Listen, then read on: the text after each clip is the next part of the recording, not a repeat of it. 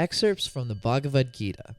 Chapter 18, Moksha Sanyasa Yoga.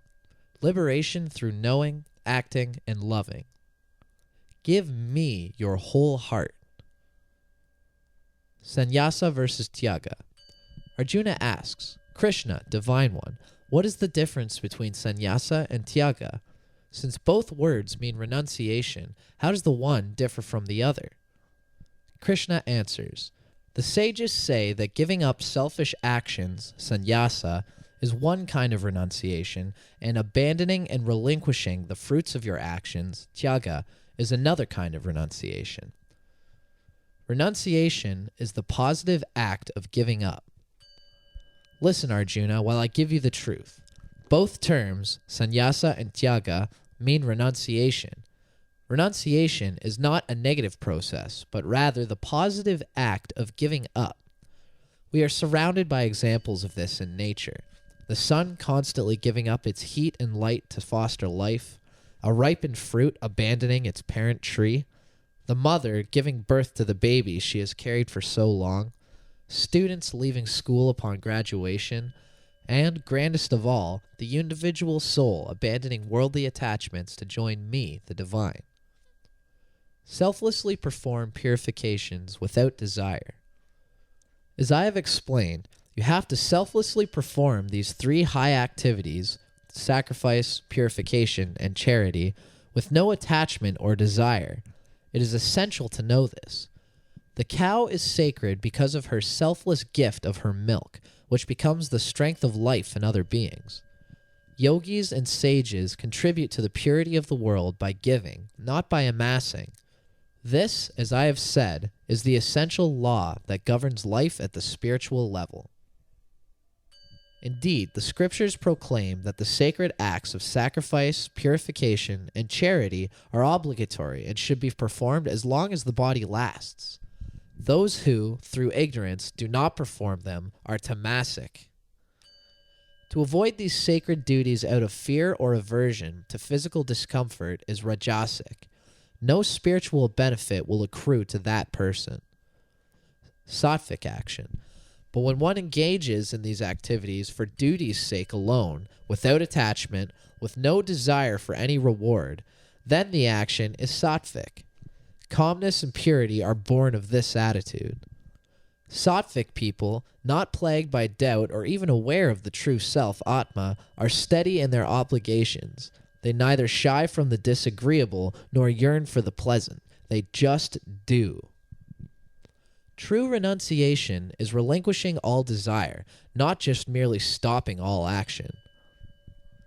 It is impossible, as I have said, for a human being to fully be a renunciate, to give up all action, while still in the body. It simply can't be done. But the person who detaches from the fruits of actions can be regarded as a genuine renunciate. True renunciation is relinquishing all desire for a personal reward. Those still attached, who do things for selfish purposes, will reap their rewards in due season, either here or hereafter. Their accrued karma can be either bad, good, or mixed, depending on their actions. The components and interactions of action. 5 factors that contribute to every action. Listen while I explain the 5 factors that spiritual philosophy says contribute to every action. First, the body. There could be no action without it. Second, the doer of the action. Third, the various senses. Fourth, the effort, the motion or energy involved in the doing. And fifth, the presiding deity manipulating all these instruments, including the unseen destiny latent in all these actions, which is called prarabdha.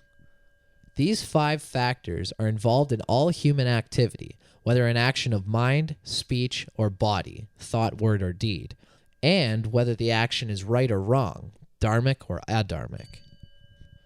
Atma has nothing to do with the 5 factors of action. It does no work at all. A common misapprehension is that the self, Atma, is the doer of all actions. But Atma has nothing to do with any of the 5 factors of action. The Atma performs no acts, no work at all. is eternal and pure, wholly unattached to the realm of matter where all action takes place. The sense of doership belongs to the ego, the mistaken sense rooted in the mind that you are an entity separate from Atma. From my notes on the text, the Atma doesn't act. All action is a confluence of the 5 factors of action, which are all worldly nature. Yogis know that worldly activities are modifications taking place in the realm of nature. Spiritually evolved persons, established in the Atma, whose minds are free from the notion of doership, understand the true self within and are therefore not tainted by their actions. To them, worldly activities, such as in your case, killing or being killed, a reference to Arjuna in the battlefield, are modifications taking place in the realm of nature, prakriti. Nature, remember, is really the doer of all karmas. As they are firmly aware of this, yogis rise above the turmoil and bondage of karma. 3 elements of action in the gunas. Now, Arjuna, I'll explain how the forces of nature, gunas, interact with action. There are 3 general elements of action: knowledge, action, and the doer. Examining these 3 elements from the perspective of each of the 3 gunas, you see that there are 3 types of knowledge, 3 types of action, and 3 types of doers. 3 types of knowledge. Sattvic knowledge. The person of sattvic knowledge knows the divinity of the self, sees divinity in all beings, knows the oneness of all creatures in the universe, and sees none of the separateness that the others see. Rajasic knowledge. The person of rajasic knowledge perceives separateness everywhere and sees each individual as distinct from all the others. He or she believes there are as many separate souls as there are bodies. Interesting. 3 types of action. Sattvic action. Now consider the 3 types of action. Sattvic actions are those set forth in the scriptures and performed without attachment. The person who performs a sattvic action does it as a sacred duty for duty's sake alone, not for pleasure or personal reward. There is no drudgery in sattvic work. Rajasic action. Work, action, is rajasic when it is goaded by desire for the fruits of that action. Rajasic work entangles one in self-indulgent pursuits and requires an inordinate amount of egoistic effort. This type of action hinders spiritual growth and yields sorrow. Tamasic action. Actions are tamasic when undertaken blindly without thinking or considering consequences. No thought is given to the cost or merit of doing the action, and the doer has no notion of his or her own capacity to accomplish it. 3 types of doers. Sattvic doers. Now consider the 3 types of doers. Sattvic doers see it all as the work of the divine, and see themselves as but instruments of divinity. Thus, completely egoless, these doers are free of desire and attachment. They are ardent about the work to be done, and yet unaffected by success or failure. 3 guna perspectives on 2 additional qualities, intellect and firmness of mind. Also consider, from the perspectives of the gunas, 2 additional qualities, intellect and firmness of mind. Intellect refers to the faculty of discrimination, the buddhi. Firmness of mind, dhriti, refers to the strength of convictions, resolve, fortitude, and courage on the spiritual path. Listen now as I first describe the levels of intellect and then the levels of firmness. Sattvic intellect. The sattvic intellect, buddhi, discriminates between truth and non-truth, real and non-real. It knows the difference between action and inaction, karma and akarma, and knows what helps or hinders spiritual progress. It differentiates between fear and fearlessness, and understands what sets the soul free and what imprisons it. The sattvic intellect leads one Godward. Rajasic intellect. The Rajasic intellect also discriminates, but wrongly. It has a distorted understanding of right and wrong deeds, rationalizing that the means justify the ends, no matter how selfish or harmful. This type of buddhi stays mired in base worldly life instead of guiding one upward. Tamasic intellect. The tamasic intellect, wrapped up in ignorance and enveloped in darkness, simply cannot discriminate. Goodness appears bad to this buddhi, while evil seems good. It understands life in a perverted way. The tamas-dominated intellect drags one ever downward. Dirti, firmness of mind. Sattvic firmness of mind. Now consider the 3 degrees of firmness of mind, or dirti. Sattvic firmness is an absolutely unwavering devotion to the divine, a deeply profound resolve to move toward and merge in God. You carefully cultivate this fixity of purpose through your inner discipline and meditation. You turn all life energy, prana, and all functions of mind, feelings, thoughts, and senses, Godward, and then firmly fasten them. Like the compass needle that points north regardless of the direction of travel, this focus on the divine never veers from the ultimate goal of merging in that, or sat. Rajasic firmness of mind. Rajasic firmness of mind is similarly resolute, but holds fast to the desires for pomp, power, property, and prestige, or even to the attachment to virtuous living. If turned Godward, this resolve could lift you toward the supreme, but directed toward worldly enjoyment, it condemns you to repeated lifetimes of turmoil and pain. Tamasic dirti, or tamasic firmness of mind. Tamasic firmness of mind is born of ignorance, lack of purpose, and lack of fortitude, which results in a deadening inertia. In the absence of discrimination or understanding, the only resolve in tamas is to eat, drink, copulate, and sleep one's life away. The tamasic person ignores the rest of life as if it were a dream. The cessation of sorrow, true happiness. We can also understand happiness, sukha, joy, in terms of the 3 gunas. The search for happiness gives impetus to life. All beings join this endless hunt, but very few find it. The happiness I speak of here comes only after long practice. Sporadic, half-hearted attempts to achieve it do not succeed. Those who achieve everlasting happiness end all sorrow in life. Listen, Arjuna, to the 3 classifications of happiness. Sattvic happiness. Sattvic happiness is the serenity of mind that meditation brings, the sweet joy that comes with self-realization. Like all things good, it is hard to work in the beginning, but sheer joy later. Bitter poison at first, sweet nectar in the end. The fountain of lasting bliss flows from Atma, the true self within. You can find this bliss through abhyasa, steady practice. Rajasic happiness. Rajasic happiness is just the opposite, sweet nectar at first, poison in the end. It is temporary pleasure obtained from the contact of your senses with the objects in the world. Give in to this type of happiness, and you invite the pain that always accompanies it.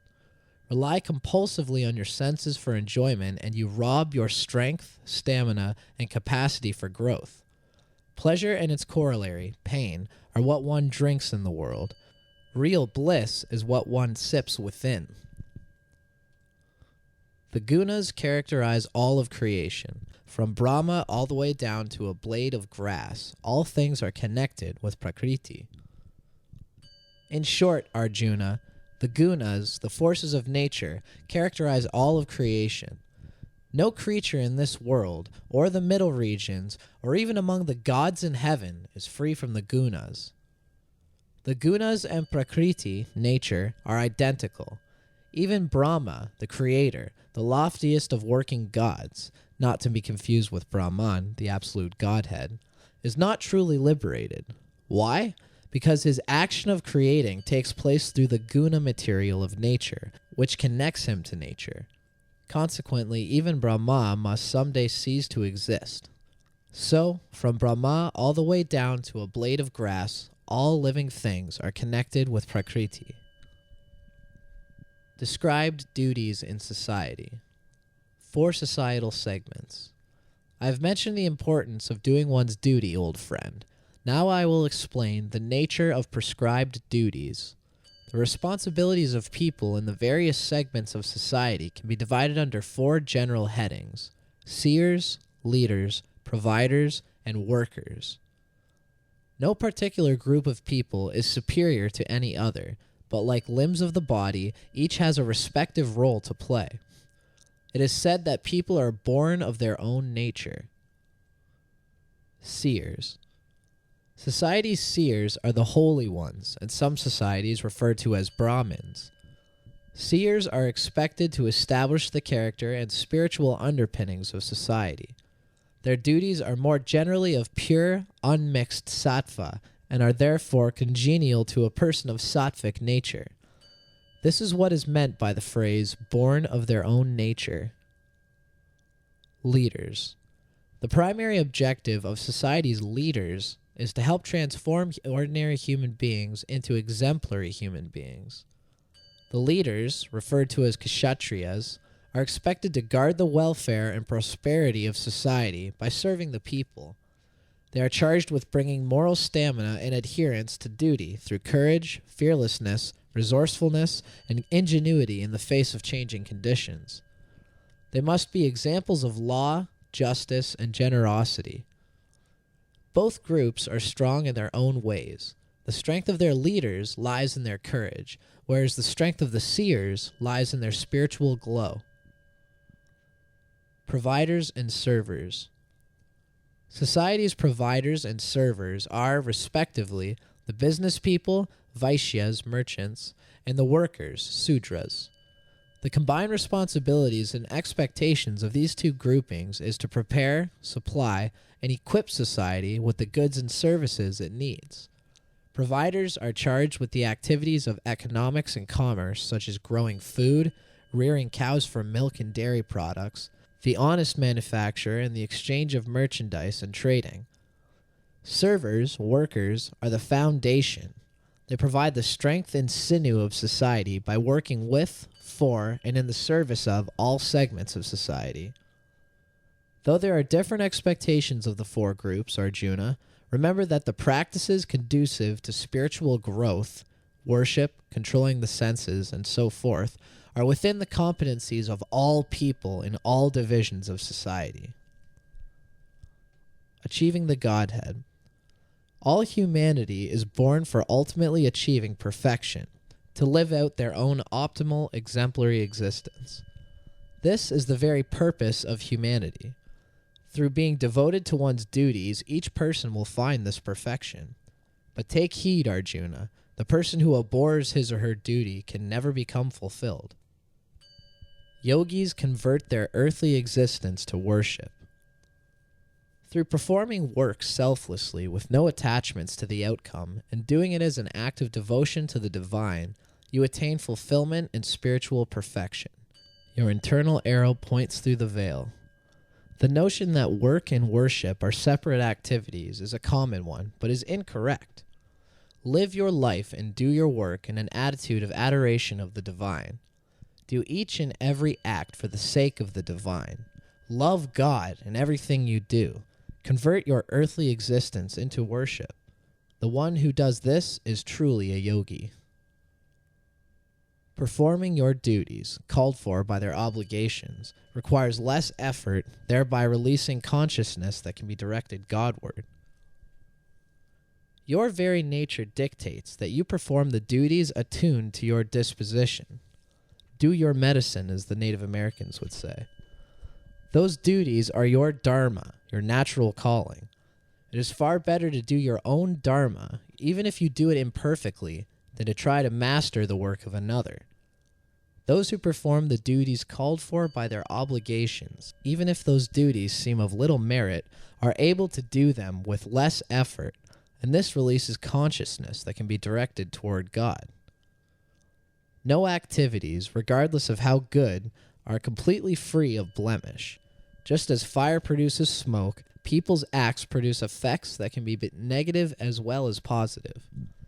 One should not abandon one's duties, even though they may seem tainted. True yogis discharge their duties faithfully as acts of devotion to the divine, and thus free themselves from any contamination. How one becomes perfect. Abandon the worldly. Cultivate a pure intellect. Free your mind and heart of delusion. Be self-restrained. Give up the ego. Subdue your senses through steady will. Abandon the sights, tastes, and noises of the world. Put aside with no regret the likes and dislikes of this world. Self-reliance and detachment. Seek solitude. Eat but little. Lead a simple, self-reliant life, curbing your thoughts, speech, and actions. Be detached, impersonal. Engage your mind always in concentration, contemplation, and meditation on the Godhead. Cast from yourself all egotism, violence, arrogance, desire, anger, and attachment. Turn your back on luxuries and property. Possess very little and shed any sense of mine. Be calm, at peace with yourself and all others.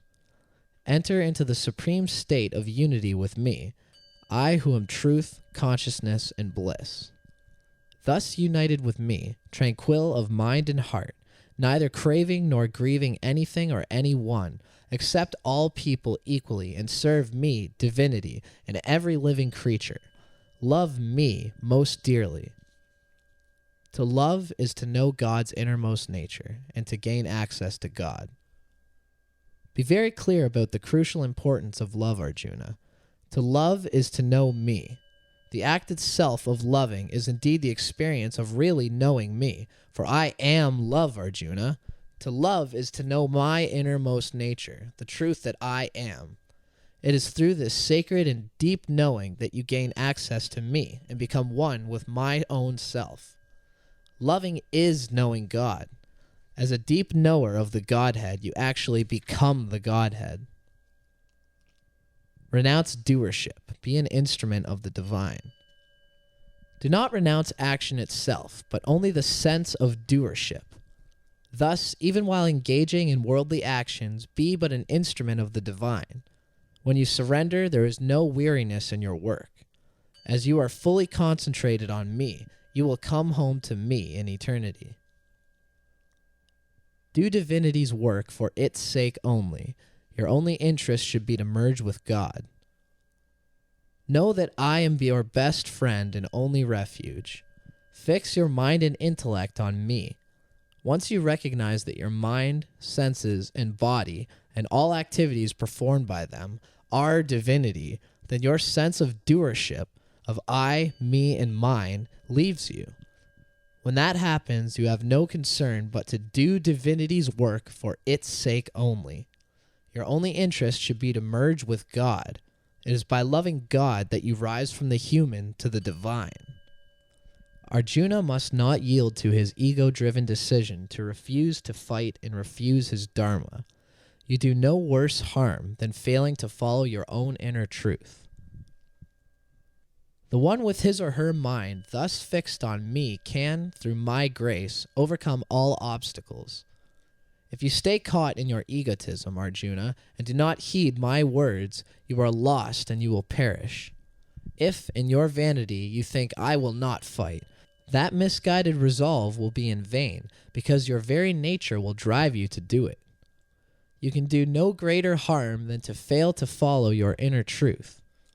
You've been nurtured in the duties of a warrior leader. Your aptitudes, temperament, and disposition are such that you must oppose wrongdoing in the world. Facing this righteous fight, you cannot simply decide on impulse to practice renunciation and quietism. This ego-driven decision of yours creates a conflict in your personality. Your inner nature will prevail in spite of your ego. Do not yield to this egoism and disgrace yourself. Following one's nature is the only way to work out one's karma. The law of karma, nature, overrides one's ego. A man is not different from his nature, Arjuna, and is obliged to act in conformity with it. You yourself have created the tendencies that bind you now. The law of karma is more powerful than your ego. Even if in your delusion you think that you do not want to fight, your own nature will force you to. Following one's nature is the only way to work out one's karma. Ego, puppets who think they're dancers instead of mere puppets. God dwells in the very heart of every creature and whirls them around and around as though mounted on a revolving machine. It is as if dancing puppets imagine that they are the dancers rather than merely puppets, and because of this illusion they become increasingly entangled in the strings. The yogi, however, changes this basic attitude and holds the conviction that all actions are in the Divine One's hands. In this way, the yogi lives life as the willing instrument of divinity. No existence or individuality separate from God. Seek refuge only in the divine, beloved friend. Always remember the illustrious truth that you have neither existence nor individuality separate from God. Take refuge in me and experience great peace of mind. The highest of truths. The secret of secrets, revealed to lead mankind from the not real to the real, from sorrow to bliss. I have now taught you the secret of all secrets. I have revealed the most mysterious of all mysteries. This sacred knowledge is now yours. Its sole purpose is to lead humanity from the darkness of ignorance to enlightenment, from the perishable world of nature to the imperishable world of spirit, from the not real to the real, and from death to immortality in me, Brahman. Reflect upon this daringly and fully, Arjuna. Inquire deeply into these teachings and then act as you choose. Krishna pauses. Now listen once again to the most profound secret, the highest of all truths. I tell you this for your everlasting benefit because you are so very dear to me. Divine love is both the means for reaching me, Brahman, the Absolute, and the ultimate goal of all human existence. Fix your mind on me. Give me your whole heart. Revere me always and bow down before me only. Make me your very own. By these acts you shall discover me and come to me. I promise you this because we are forever linked through love, the greatest of unifying forces. This divine love is both the means for reaching me and the ultimate goal of all human existence. Indeed, it is the pinnacle of all spiritual achievement. Regard no concept as absolute. When you're acting as God for God, it's impossible to do something adharmic. Achieving this spiritual pinnacle is the culmination of all one's strivings. Past good actions, which have been helpful in your Godward progress, have now fully served their purpose. Therefore, renounce all dharmas and take refuge in me alone. Giving up all dharmas does not mean you suddenly become non-virtuous. It indicates you have simply moved beyond it all. Taking refuge in me means that you give up the idea that you are the doer. Then it is as though your acts are performed by divinity itself for its sake alone, with no concern about whether the acts are dharmic or adharmic. When you are acting as God for God, it is impossible to do something adharmic. Through this intense devotion and self-surrender, your mistakes and sins, actions that steer you away from divinity, will be absolved and you will merge with me, the Supreme, forever liberated from the cares and griefs of worldly existence. Do not tell this sacred truth to anyone who is not devoted or doesn't care to listen. No one should try to impose this holy information on another. But those who love me and teach these profound secrets to people who are ready to listen will definitely come to me. No one renders a higher service to me than this, and no one on earth is dearer to me.